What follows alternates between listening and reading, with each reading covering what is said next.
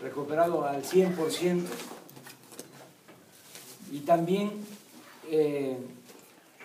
para entonces tenemos que tener la opinión de los ciudadanos, de la gente. No podemos encapricharnos. Tiene que ser de acuerdo a lo que opine la gente, los mexicanos. Si estoy bien de salud y la gente quiere, voy al 18. Ya sabemos de lo que se trata, básicamente es de cambiar al régimen. Sería la única oposición al actual régimen, porque ya es la única oposición que hay en México, la que nosotros representamos. No es con propósitos de vanidad o querer excluir a otros que están participando en la política en México, pero la verdad, lo cierto es que ya a la mayoría de los partidos políticos, a los políticos de México, los tienen cooptados, apergollados. La mayor parte de los políticos de México están al servicio de la mafia del poder. Ya no son independientes, por eso no hablan. Cada vez que hay un caso de corrupción, como ahora se está ventilando lo de una empresa llamada Oceanografía, que defraudó a Citigroup con $300 millones. Entonces sale este asunto en México porque Citigroup hace la denuncia, y como se trata de una institución financiera importante, pues no pueden ocultarlo. Entonces sale el tema de corrupción, de Oceanografía, pero ahí están metidos Fox, Calderón, Peña Nieto, etcétera, etcétera, etcétera. Entonces, los dirigentes de la oposición en México están cooptados, para decirlo amablemente. Oiga, pero con una izquierda dividida, ¿no es darle ventaja a los Es que la izquierda no está dividida. Digo, por el PRD, ya ve que de repente... Pero es que hay que ver si los que se dicen de izquierda lo son. Porque ser de izquierda es sencillamente ser honesto. Ser de izquierda es tener buenos sentimientos y ser honesto. El corrupto no puede ser de izquierda. Quien hace un acuerdo con un régimen corrupto como el de Peña Nieto no puede ser de izquierda. ¿Cómo se puede hablar de que un partido es de izquierda si hace un enjuague o se asocia con el régimen, en este caso con Peña Nieto, para aumentar los impuestos al pueblo? ¿Es de izquierda un partido así? Claro que no. Entonces, el pueblo de México quiere un cambio, quiere una transformación, y hay unidad abajo, que es lo más importante. Yo les diría que no solo es el apoyo de quienes participamos en Morena. Nuestro movimiento tiene también el apoyo de quienes participan en el PRI, en el PAN, en los distintos partidos. Nuestro movimiento es muy amplio, muy plural. ¿Qué augurio le da al país y habla de 400.000 millones que se están yendo por la corrupción de aquí al término del sexenio y a Peña Nieto al exilio? ¿O qué le... Me duele mucho decirlo, pero cada vez va a estar peor la situación en México. No hay salida, no vamos a encontrar los mexicanos la salida si no cambiamos al régimen corrupto que domina México. No estemos esperando nada bueno. Mientras más dure este régimen corrupto, peor nos va a ir. Esto es más pobreza, más desempleo, sobre todo más inseguridad y más violencia. Una pregunta. ¿Qué opina usted de que Pemex esté abierto así a inversiones externas y así a inversiones extranjeras? No estoy de acuerdo, porque no hace falta que haya inversión extranjera. Porque lógicamente el que va a invertir quiere sacar ganancias, quiere sacar utilidad. Entonces nosotros queremos que la utilidad y la ganancia del petróleo se quede en México, sea para los mexicanos. Y hay dinero, porque Pemex, lo acabo de decir ahora, es de las empresas más rentables del mundo. No es cierto que no haya dinero y que se requiera, por eso, la apertura de Pemex para que lleguen inversionistas extranjeros. No hay dinero suficiente en Pemex. Es una empresa rentable. Lo que quieren es compartir las utilidades con extranjeros y nosotros no queremos que se compartan las ganancias de lo que es del pueblo de México. ¿Por qué vamos a compartir lo que es del pueblo de México con particulares y sobre todo con extranjeros? O sea, Estados Unidos comparte con los extranjeros sus ganancias por lo que le corresponde al pueblo de Estados Unidos. No, nadie lo hace.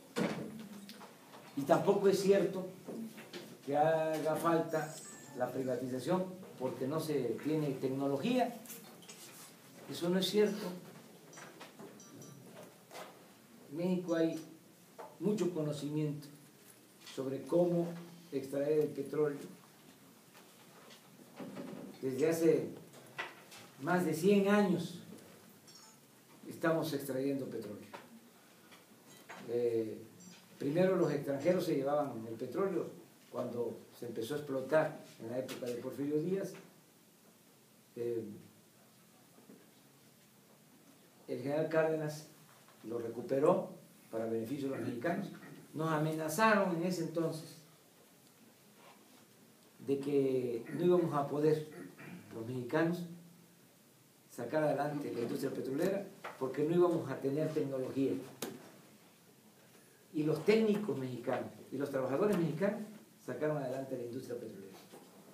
En situaciones muy difíciles, estamos hablando de 1938. Ahora, pues desde luego tenemos trabajadores, tenemos técnicos, tenemos ingenieros petroleros, y en el caso de que no hubiese tecnología, pues se contrata, se adquiere, pero no tenemos por qué entregar a cambio de tecnología las utilidades, las ganancias del petróleo. ¿Y hacia dónde cree usted que vaya México con la presidencia de Enrique Peña Nieto? Al despeñadero. Señor Andrés Manuel López Obrador, mi nombre es Marcos Palma de TVC Latino aquí en los Estados Unidos. Usted acaba de decir que hay control, pero el control también se da en otros países. Usted dice que la mejor política exterior de un país es la política interior. Mi pregunta es en el sentido de la reforma migratoria. Con eso nos dice que no se puede hacer nada para presionar a los Estados Unidos para ayudar a esos 11 millones de personas quienes viven y trabajan en este país. ¿O qué se puede hacer? ¿Qué puede hacer el gobierno mexicano para presionar al Senado, al Congreso, al propio presidente Obama, para que coincidan, para que sean coherentes en una política en una reforma que pueda ayudar a estas personas? Bueno, primero que nosotros siempre hemos estado a favor de los migrantes, de los mexicanos, nuestros paisanos que por necesidad han tenido que venirse a vivir y a trabajar a Estados Unidos. Siempre nuestro movimiento ha estado apoyando y lo vamos a seguir haciendo. Y mañana quiero hablar de eso en la plaza, porque el presidente Obama ofreció desde su primer campaña que iba a impulsar una reforma migratoria. Lleva en su segundo periodo y no ha cumplido. Y hay otras cosas también. Usted que ha recorrido los 2000 municipios en México, ¿todavía ve esa necesidad o ese mexicano que sigue migrando a los Estados Unidos con esa fuerza como en años anteriores? Desde luego, es que no hay opciones en México, no hay alternativas, no hay trabajo. La gente se tiene que venir a Estados Unidos porque no tiene otra opción, no tiene otra alternativa. No se vienen, como lo dije ahora, por gusto, se vienen por necesidad. Entonces, mucha gente sigue tratando de cruzar la frontera porque no hay crecimiento económico en el país. Mi propuesta, cuando fui candidato, y sigo sosteniendo lo mismo, es que tiene que haber un acuerdo de cooperación para el desarrollo entre el gobierno de México y el gobierno de Estados Unidos. Algo parecido a lo que se dio en Europa, a un plan de cooperación para el desarrollo. Los países más desarrollados en Europa ayudaron a los países con menos desarrollo. Tiene que haber un apoyo del gobierno de Estados Unidos para que haya desarrollo en nuestro país. Si no hay crecimiento económico en México, si no se generan empleos en México, ¿cómo se va a resolver el problema migratorio? La gente va a seguir llegando a Estados Unidos por necesidad y no va a servir de nada solo para violar derechos humanos el que construyan muros y el que haya cada vez más vigilancia o se militarice la frontera. Eso no va a resolver el problema. Eso lo que hace es agravar la situación. Por eso el presidente Obama está actuando mal, porque no está cumpliendo con su compromiso de atender el problema migratorio, y lo que están haciendo es incrementando las deportaciones, queriendo solucionar el problema con medidas coercitivas. Entonces, desde luego cuenta con la complicidad del gobierno mexicano, porque Felipe Calderón no se atreve a llamar a las cosas por su nombre. Dije Felipe Calderón, ¿verdad? Sí, Felipe Calderón. Pues es lo mismo. ¿Cómo se llama este copetón irresponsable y corrupto de Peña Nieto? Pero en fin, no se atreven, nunca han planteado. Ahora fue Obama a México, la última visita, ni siquiera trataron el tema. ¿Por qué le tienen tanto miedo? Porque pues es un gobierno débil, no tiene legitimidad, no tiene consenso, y además se le da a Peña el entreguismo. Es una gente que ni siquiera conoce de la historia de México. Por eso nuestra lucha no es nada más por cargos, nuestra lucha es para transformar el país. Por tener cargo es relativamente fácil. Hasta Fox llegó a ser presidente. Peña, No sabe ni siquiera cuáles son las capitales de los estados. Va a Tijuana y dice, me da mucho gusto estar aquí en el estado de Tijuana. Va a Boca del Río, Veracruz, y dice, me da gusto estar aquí en la capital de Veracruz. Si es Jalapa, no es Boca del Río. Va a Monterrey y dice, me da mucho gusto estar en el estado de Monterrey. O sea, es un personaje escenográfico. Ustedes saben de esto. Cada vez que vean a Peña en la televisión, que lo van a ver a cada rato, nada más piensen que está leyendo, que le ponen teleprompter. Entonces da la impresión al que está viendo el televisor de que está improvisando. No, está leyendo, porque no es capaz de articular una frase completa si la improvisa. Entonces, por eso es cliente de Televisa. O sea, es un personaje escenográfico, básicamente. Entonces, por eso no toca estos temas que son... Si me lo permite, señor Andrés Manuel López Obrador, la historia de México es triste y es penosa a veces. El asesinato del presidente Álvaro Obregón, el asesinato de Luis Donaldo Colosio. ¿Dónde estaba usted ese día cuando en Lomas Taurina asesinan a un futuro presidente, a un líder de México, que es su frase famosa, que no se olvida y que se sigue recordando: México es un país con hambre y sed de justicia? Sí, es una frase bíblica. Está en la Biblia, esa frase. El pueblo tiene hambre y sed de justicia. Y la han repetido en la historia varios dirigentes.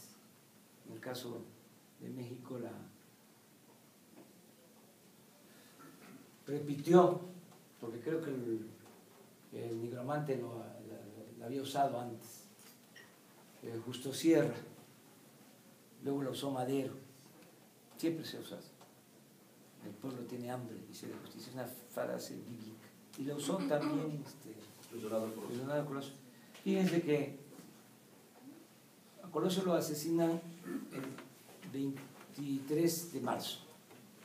Yo cené con él el 21 de marzo.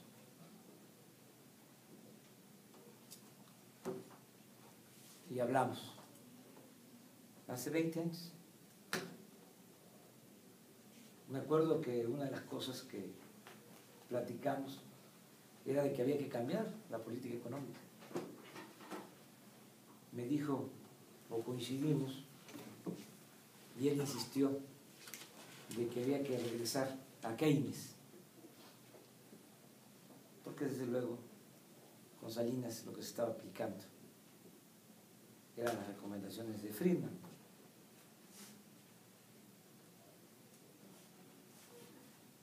Cenamos, al día siguiente salió él al viaje acá al norte, creo que a Sonora, Sinaloa, luego a Baja California Sur y luego a Tijuana el 23, que lo asesinan ahí. Fue un crimen de Estado, como lo que sucedió aquí con Kennedy. Los crímenes de Estado no se aclaran. Desde luego hay un juicio público. Ya hay una sentencia de los ciudadanos, tanto en el caso de Kennedy como en el caso de Colosio. Entonces el 23 yo estaba en Tabasco, porque fui a México nada más por esa cena, y al día siguiente me regresé a Tabasco. El 23 recibí con mucho pesar la noticia del asesinato de Colosio.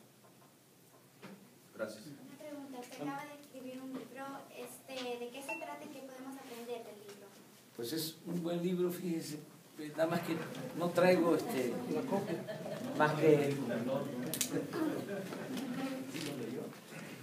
este y el otro. Este y el otro. Y este es el otro. La rifa favorita. No, un gran poeta tabasqueño, Carlos Pellicer, fue un joven poeta, decirle, maestro, he escrito 2 poemas, aquí le traigo uno para que lo vea. Mi don Carlos, está mejor el otro. Antes que todo le quiero Este es el libro. Se llama El porfirismo, hoy como ayer. Lo que pasa es que pues, solo está en México. No, creo que por el internet está en las librerías de la ciudad ya de México, en todas. ¿Qué podemos aprender de ello? Pues creo que es muy importante porque es conocer la historia del país, sobre todo conocer cómo se ha llevado a cabo, cómo se ha ejercido la política en México. Más que aprender historia es aprender política, que es un noble oficio la política. No estoy hablando del oportunismo y de la politiquería, estoy hablando de la política, que es un arte, una ciencia. La política es hacer historia. Entonces, sobre eso trata este libro, de cómo, pues aquí está Porfirio y miren lo que está aquí.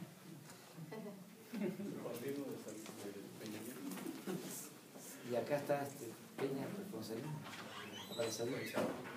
Son lo mismo. No hay diferencia. ¿Considera que el divorcio que se está dando ahorita entre Peña Nieto y Salinas de Gortari se está repitiendo la cabla de Zedillo y Salinas de Gortari, o es solo una novela que están montando? No, es buena pregunta la tuya, porque sí, en efecto, hay indicios de que se están peleando, de que se quiere independizar Peña, quiere hacer su propio cártel, para que quede claro. ¿Por qué? Por los negocios del petróleo. No quieren compartir. Ahorita el jefe de la mafia del poder es Salinas. Pero hay diferencia. Por ejemplo, ya corrieron a Rojas, de la Comisión Federal de Electricidad. Francisco Rojas, íntimo de Salinas, y a otros salinistas. Y hay pleitos. Ojalá y se arreglen, porque eso se llevan duro cuando se pelean. Entonces, y cuando se reparte mal el botín, hay motín. Entonces, es mafia. Sí, así. Lo acabo de decir ahora. Su libro es una analogía de las políticas neoliberales con el porfirismo. Sí. Y dando un paso más, un paso adelante a esa analogía, pues todos sabemos que para tratar de derrocar a ese porfirismo surgen movimientos intelectuales, movimientos civiles, movimientos agrarios, obreros, y también surge un movimiento apoyado por la clase media, que es institucional, es democrático y busca por la democracia. Y a final de cuentas, toda esa energía y ese descontento no se logra canalizar y desemboca en violencia. Yo entiendo y me asumo como parte de Morena que el movimiento Morena es pacífico, es institucional y busca el cambio democrático. Pero ¿qué probabilidades hay? Usted que es un estadista y un conocedor de la historia, ¿qué probabilidades hay de que a pesar de ese esfuerzo que se está haciendo porque ese descontento se canalice institucionalmente, un cambio democrático, qué probabilidades hay de que a pesar de ese esfuerzo lleguemos otra vez a la violencia y que el país pues se atasque económicamente, se pierdan como en 1910 1 millón de vidas y que esto se salga de control a pesar de los grandes esfuerzos? Pues ese es el trabajo que hacemos para que, sin mediatizar las aspiraciones del pueblo, favor de la justicia, se logre ese objetivo sin violencia. Yo creo que la violencia no es una opción, no es una alternativa. La violencia no destruye el autoritarismo, lo perpetúa. Los que dominan este país, los que dominan México, quisieran eso, que nosotros perdiéramos la cabeza y que tomáramos el camino de la confrontación, de la violencia, porque ellos tienen la fuerza bruta y de esa manera reprimen y someten. Nosotros tenemos que procurar el cambio por la vía pacífica y creo que el pueblo de México tampoco quiere la violencia. Por eso abusan. O sea, Ya, por favor, ya. nosotros necesitamos que se dé el cambio de manera pacífica, sin violencia. Y sí se puede, sí se va a lograr. Muchas gracias. Ya por asistir, ya tenemos que regresar a... Yo veo que la postura está tomando la Corte de Justicia para no permitir la consulta popular, que es una salida para evitar la violencia en México. Lo está haciendo bastante peligroso. Sí. No se han pronunciado. Ya. Yo lo veo como un mecanismo en donde podamos tal vez intervenir un poco y ellos peligrosamente están cerrando los caminos pacíficos al pueblo. ¿Qué piensa usted en cuanto a la charla? Pero eso que estás tú diciendo, de que esa es una forma democrática de evitar la confrontación o el conflicto. Está cerrando la cosa. Sí, pero tenemos nosotros que insistir para que no se cierre eso. Nosotros voy a presentar en unos días más una carta a la Suprema Corte. No soy México. Pero la cadena privatizada, yo pienso que va a llevar no a México, sino a la Unión Europea a una catástrofe. Tú buscas Soy México. Pero hay que evitarlo.